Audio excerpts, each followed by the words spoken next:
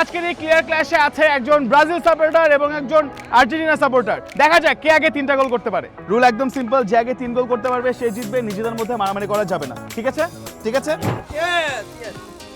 গো গো গো, পারবেন, পারছেন। আরে ও মাই, ও ফার্স্ট গোল, ইয়েস! আর্জেন্টিনার ফার্স্ট গোল, আর্জেন্টিনার ফার্স্ট গোল। যাই। ও মাই গড! चीटिंग करता है तू। একটু ধোকা খেয়ে গেছেন মনে হচ্ছে। ঠিক আছে, আর্জেন্টিনা 1 ব্রাজিল 1, আবার যাই। 3 2 1 শুট। হাঁটু দিয়ে বাঁচানোর চেষ্টা করছেন।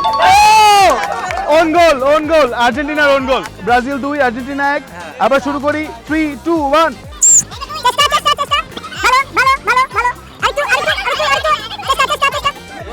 ও গোল।